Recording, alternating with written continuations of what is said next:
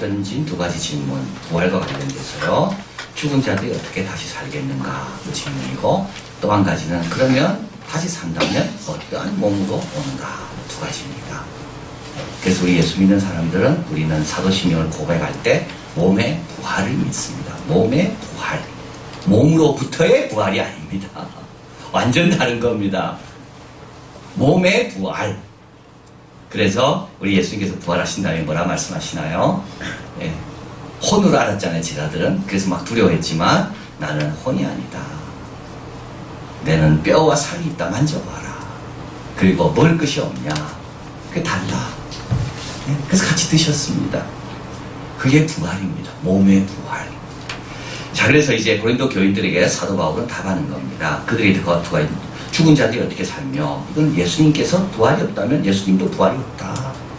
그래서 부활에 대한 증인들이 그렇게 많이 있고, 죽은 자가 다시 사는 것, 이게 부활이다. 부활은 어떤 상징이 아니라는 겁니다. 부활은 어떤 상징이 아니다. 부활은 저걸 뜻하는 뭐 그런 뜻이 아니고 실제로 죽었다가 사는 게 부활이고, 그리고 그러면 어떤 몸으로 사느냐, 이게 이제 오늘 본문에 쭉 나옵니다.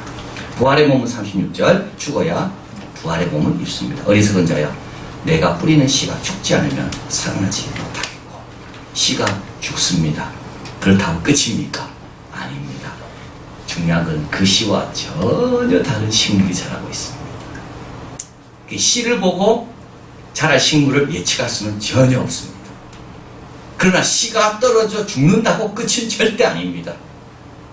이게 부활이라는 거예요. 우리는 죽지만 우리가 예상할 수 없는 새로운 것으로 다시 탄생한다. 이게 부활이라는 겁니다. 그래서 씨가 죽습니다. 씨 갖고는 절대 예측할 수 없습니다. 그러나 씨가 죽었다고 끝이 아니고 놀라운 나무로 성장한 것처럼 놀라운 나무는 형체가 있지요. 그것처럼 부활에도 형체가 있다. 그걸 우리에게 말씀합니다. 2절에 형체가 분명히 있다. 참 중요한 말씀입니다. 38절 한번 읽어볼까요? 하나님이 그 뜻대로 그에게 형체를 주시되 각 종자에게 그 형체를 주십니다. 하나님이 피조한 모든 것의 특징은 다 뭡니까? 모든 피조물은 형체를 갖고 있습니다.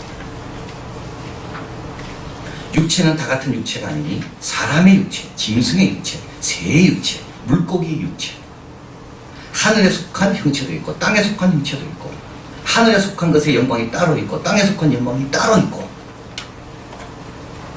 자, 이거는 무슨 뜻입니까? 하나님은 창조한 모든 피조물에는 보이지 않게 창조한 건 없습니다. 우리 눈에는 안 보이지만 다 형체를 갖고 있습니다. 모든 하늘에 속한 형체, 땅에 속한 형체. 하늘에 속했다고 형체가 없는 게 아니라는 겁니다. 하늘에는 하늘에 살게 합당하도록 형체가 있는 거고, 땅은 땅에 살도록 맞는 형체가 있는 거고, 땅도 육지에 맞는 형체가 있고, 바다에 맞는 형체가 있고, 다 다르잖아요. 그것처럼 우리가 예수님과 함께 부활해서 영원히 살려면 거기에 맞는 형체가 있다는 거예요. 여기 사는 게 아니라는 거죠. 형체가 있다는 거예요. 하나님은 다른 모양을 만드시는데 익숙하시고 각각 특징이 있고 그 환경에 적합하게 만드십니다. 우리는 이 지구 위에 살아야 되고 그렇기 때문에 이렇게 인간을 만드신 거고요. 고래는 바닷속에 살아야 되기 때문에 거기에 맞게 만드신 거고요. 자, 남극에 사는 동물들은 거기에 맞게 살아야 되기 때문에 그렇게 만드신 거고요. 열대에 사는 동물들은 거기에 맞도록, 식물들은 살아야 되기 때문에 거기에 맞게 만드신 거고요. 자, 이게 이제 쭉 나갑니다. 사도 바울은. 그래서 어디까지 갑니까? 하늘에 속한 형체, 하늘에 살기에 합당한 형체로 하나님께서 우리를 부활의 몸으로 짓는다. 이걸 여기서 이제 이야기하는 거예요. 전혀 이상한 게 아니라는 거죠. 자세히 관찰만 하면 다 발견할 수 있는 겁니다. 그래서 사도 바울은 어떤 몸으로 살까? 씨를 봐라. 씨가 죽지만, 그러나 지금 씨와 다른 모양은 있지만 죽는 게 아니고 다른 모양으로 변화된다. 이것처럼 부활의 몸도 그걸 뜻한다.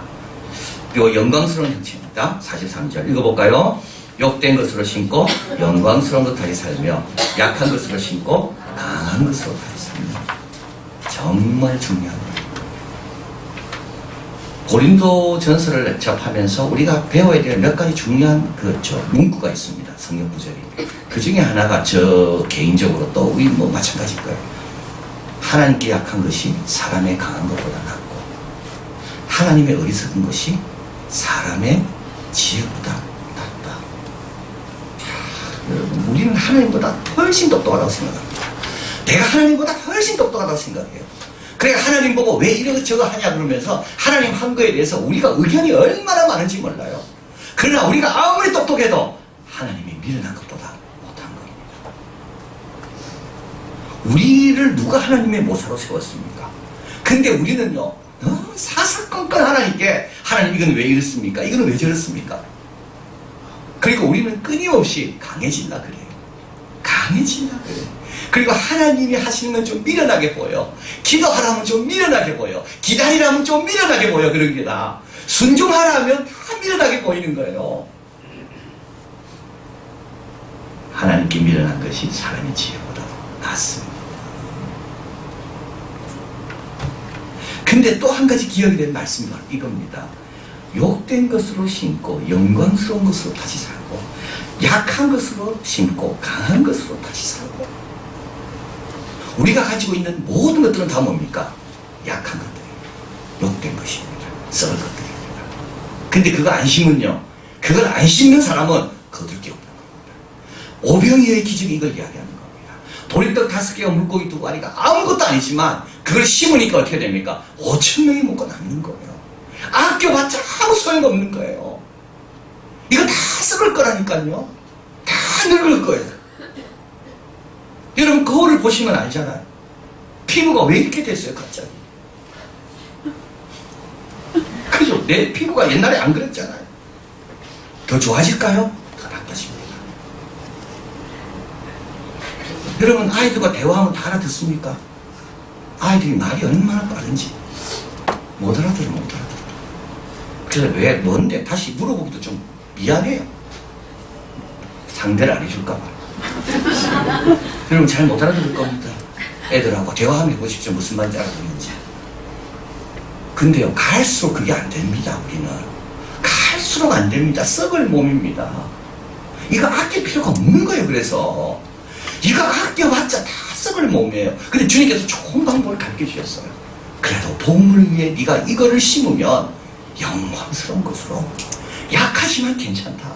이거를 주님을 위해 심으면 강한 것으로 이게 오병이어입니다. 꼭 기억하세요. 아껴봤자 5년 10년 지나면 다 쓸모 없어지는 거예요. 물질도 마찬가지예요. 여러분 아껴서 남에게 줘봤자 좋아하지도 않습니다. 왜 이것밖에 없냐라고 늘 이야기하죠. 정말 그렇습니다.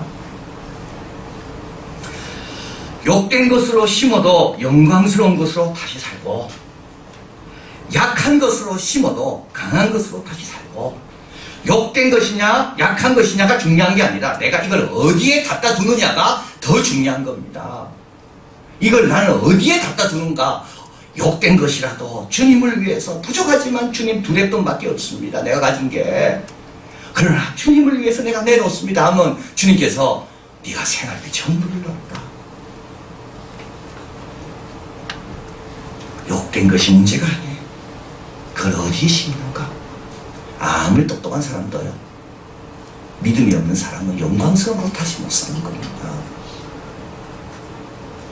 아무리 건강한 사람도 그걸 주님 앞에 두지 않으면 강한 것으로 다시 못 사는 겁니다. 우리가 얼마나 약한지 지금 그 삼성의 그분 보시잖아요.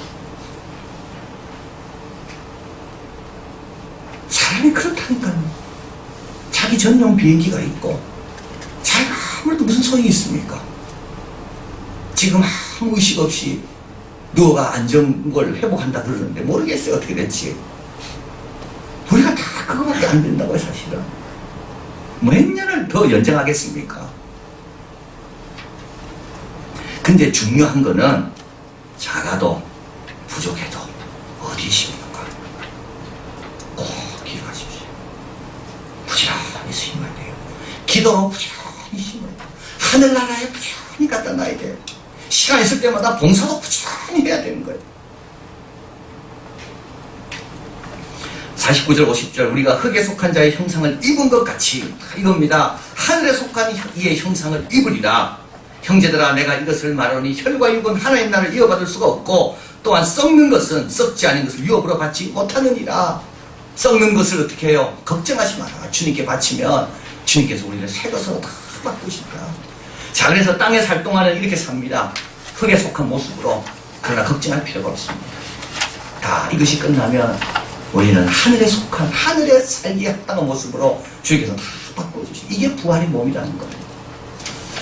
그 다음에 4절 4번으로 가봅니다. 부활의 몸이 일어날 때가 언제입니까? 보라 내가 너에게 비밀을 말하노니 우리가 다 이게 잠잔다는 말을 쓰고 있습니다. 이게 이제 죽었다는 말 안 쓰죠. 다 잠잔다고 죽은 겁니다. 마지막 나팔에 순식간에 호련이 다 변합니다.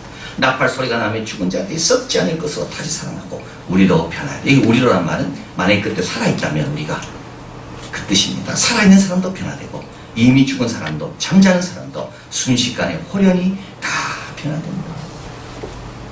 순식간은 가장 적은 양의 시간, 더 이상 쫓기지 않는 시간, 호련이는 눈을 감았다 뜨는 사이의 시간, 그 시간에 다 변화됩니다.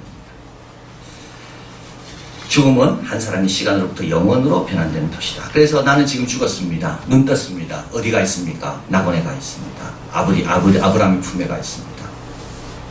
땅에서는요 수만 년이 지났는데, 그래서 모든 사람이 다 동일하게 순간을 경험하는 겁니다. 다 죽었습니다.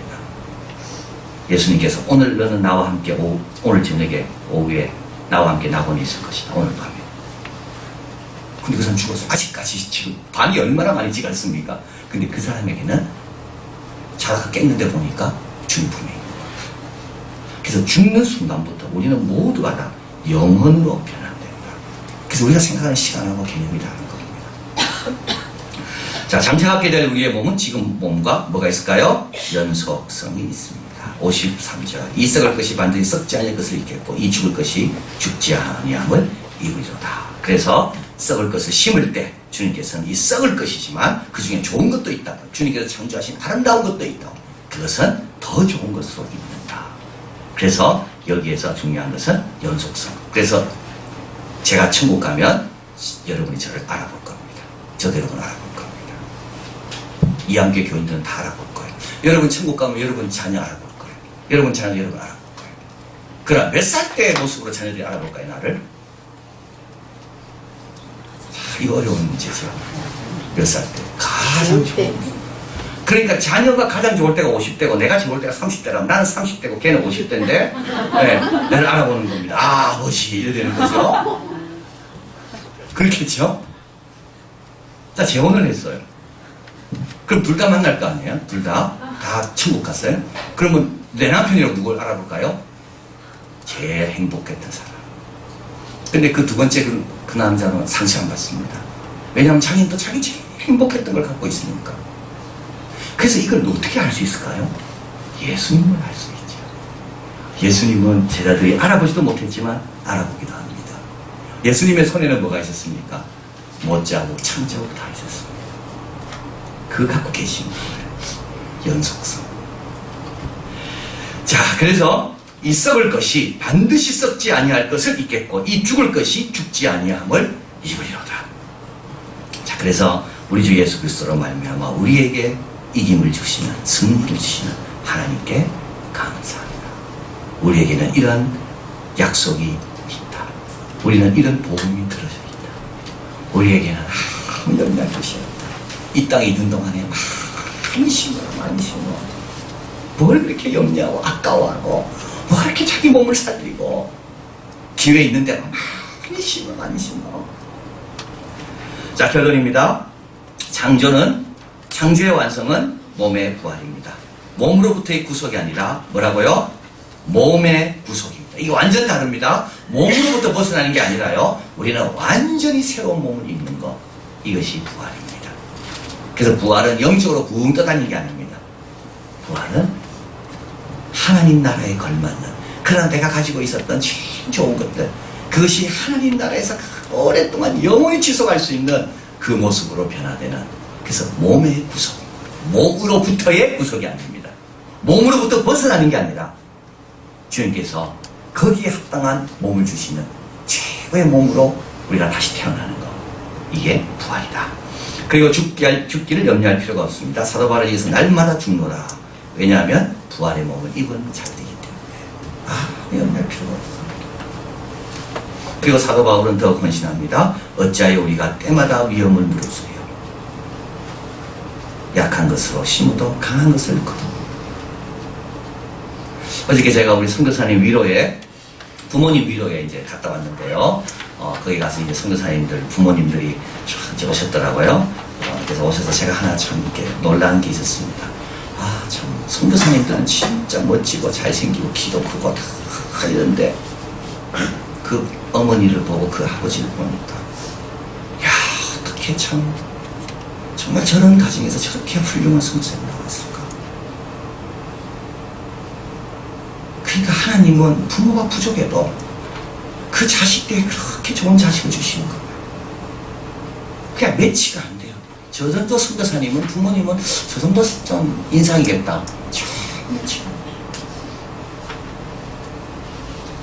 그런데 이제 제일 이제 감동받은 이제 그래서 선교사님 부모님 와 계시고 선교사님들이 현지에서 이제 그 메시지를 보내는 겁니다. 할머니 또 뭐 손자도 있고 딸도 있겠죠. 아들도 있고 또 선교사님 부부 선교사인데요. 그 사돈이 또 같이 온 분도 있더라고요. 그러니까 우리 이제 여자 선교사님의 부모님, 남자 선교사님 부모님 사돈이 같이 앉아 있어, 그런 분도 계시고. 그런데 제일 감동적인 거는 농아인 선교사님 수화를 이야기해요. 자기 엄마한테. 며느리가 수화를 이야기하고 아들 선교사도 또 농아를 수화를 이야기하고. 근데 그 수화를 이야기하는 걸 누가 통역하는 거 아니에요? 어떤 여자가 목소리가 아주 좋더라고요. 그래서 그 여자가 통역을 하길래 저는 그 우리 선교단체 GMP의 간사인 줄 알았어요. 간사가 아니라 그 두 분 사이에 난 딸인 거예요. 다 죽었어요, 다들. 이렇게 수고하셔. 걱정하지 마라. 우린 잘했다. 엄마가 한마디, 또 아빠가 한마디 하고, 다 네 분이 다 맞는 거예요. 그 농아인을 위해서 섬기지 말고. 근데 그 딸이 목소리가 얼마나 좋은지. 자, 아마 임신했을 때 많이 염려했을 거예요. 또 결혼한다 했을 때 아마 반대 많이 했을 거예요. 또 안 그러면 농아인이 돼서 선교지 간다 했을 때 그 부모가 뭐라 말했을 거예요.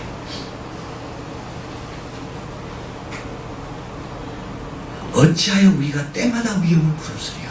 왜냐하면 약한 것으로 심어도 강한 것을 거두니까.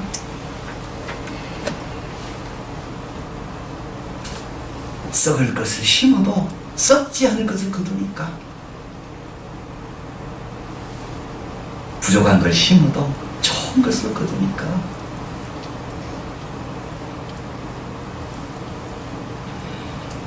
자, 더욱 어찌하여 우리가 때마다 위험을 무릅쓰리요.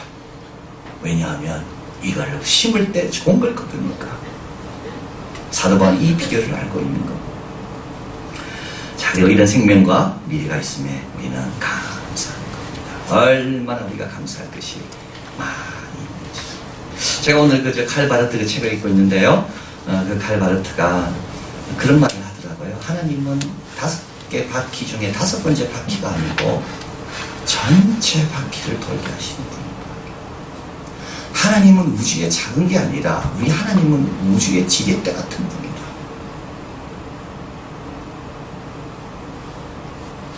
자,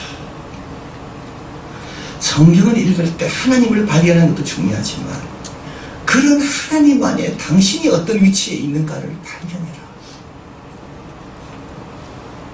그 하나님 안에 내가 어떤 자리에 있는가, 그 하나님이 나를 어떻게 보는가, 그거를 발견해라.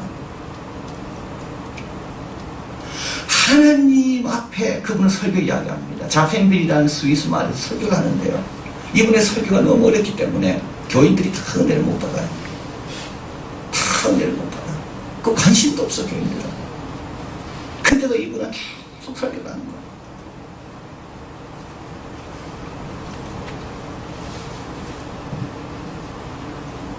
그때 설교하다가 이런 말을 합니다. 자기가 깨닫습니다. 회개합니다. 갑자기 설교가 두려워진 거예요. 왜냐하면 내가 지금 누구의 말을 대언하는가, 그걸 딱 깨닫는 순간 갑자기 두려워지더래요.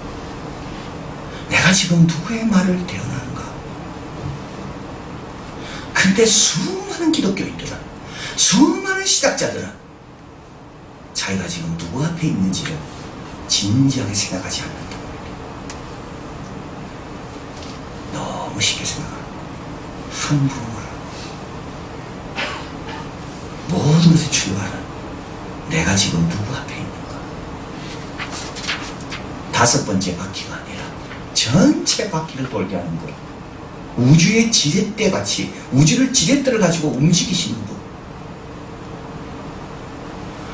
그분이 우리 아버지고 우리와 함께 하시고 작은 신임에도 응답하시고 걱정하지 말고 부족에도 힘을 하고 좋은 것으로 내가 바꾸어 거두게 할 것이다. 얼마나 감사한 건지. 그래서 그는 이야기합니다. 부러워하는 사람이 있다면 그 사람은 아직 멀었다. 이런 걸 놓고 딴 걸 부러워합니까? 그 사람은 아직 멀었다. 더 이상 부러워할 게 뭐가 있나요? 기도하겠습니다.